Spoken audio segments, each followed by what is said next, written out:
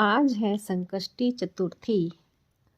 कहीं कहीं पे इसको माघी चौथ, तिल चौथ, कई सारे नामों से जाना जाता है। गणेश चतुर्थी। तो आप सभी को गणेश चतुर्थी की बहुत बहुत शुभकामनाएं। तो सुबह सवेरे के मैंने सारे काम किए, सारे घर की सफाई की अच्छे से, क्योंकि ना गणेश जी की पूजा करते हैं तो घर की कोने कोने की सफाई की जाती है। सफाई करने के बाद बाकी पूजा पाठ का काम पतिदेव को सौंप दिया था आज। अब नाश्ता मम्मी पापा जी को बना के दे दिया था। सुबह बनाया था मैंने उपमा। अब यहाँ पर मैं बना रही हूँ आलू गाजर और मटर की सब्ज़ी। और एक सब्ज़ी बन चुकी है हमारी पालक पनीर की। तो आज की थाली में काफ़ी सारी चीज़ें हैं, तो देखिए आगे क्या क्या है।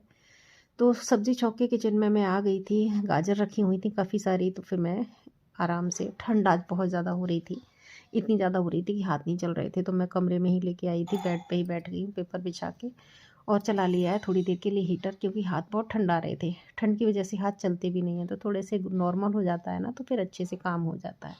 तो यहाँ पर बैठ के जब तक सब्ज़ी पक रही है तब तक मैं अपनी गाजर को करूँगी तैयार। और फिर इसको देखिएगा मैं क्या करती हूँ। मैं इसको ना मिक्सी से पल्स मोड पे चला के तैयार कर लूँगी और 2 मिनट में काम हो जाएगा। यानी गाजर का हलवा हलवा 2 मिनट में बनेगा। और इस तरीके से हलवा बनाना पड़े ना तो बिल्कुल भी टेंशन नहीं होती है। पहले तो मैं सोच सोच के ये सोचती थी कि गाजर का हलवा बनाना बड़ा टेढ़ी खीर है, लेकिन थोड़ा दिमाग लगाया कि जैसे ग्रेट करते हैं वैसे ही मिक्सी से भी तो कर सकते हैं। आखिर बनना तो हलवा ही है, वैसे भी फूटेगा वैसे भी फूटेगा। तो बस मैंने गाजर को तैयार किया। इधर मैंने स्टफिंग तैयार की है मटर की कचौड़ी के लिए। तो मटर की ही सब्ज़ी है और आलू मटर की ही कचौड़ी बना रही हूँ मैं। तो बस गाजर का हलवा मैंने चढ़ा दिया है, दूध डाल दिया है। अब ये पकता रहेगा धीमे धीमे जब तक मैं साथ में खाना भी पकाऊंगी। और दोपहर का टाइम है, आटा तैयार किया है कचौड़ियों का, पूड़ियों का, और फटाफट रख दी कढ़ाई। एक पे देसी घी डाल के पूड़ियों के लिए, एक में तेल डाल के। मैं कचौड़ियाँ तेल में ही बनाती हूँ हमेशा और पूड़ियाँ घी में। तो मेरे ऐसी तरीके से सब लोग खाते हैं। तो बस पतिदेव आ गए मेरी हेल्प करने।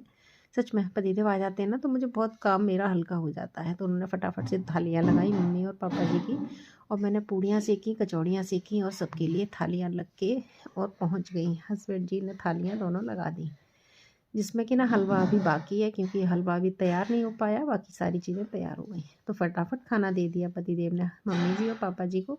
उसके बाद अपनी थाली लगाई उन्होंने, खुद भी खाया। उसके बाद मैंने सारा खाना सेक के रखा और मेरा मन हो रहा था सिर्फ रायते से कचौड़ी खाने का। तब तक हलवा भी बन गया था, तो मैंने सबको हलवा भी दे दिया और अपने लिए भी लेके आ गई। तो आज की सिंपल सी रेसिपी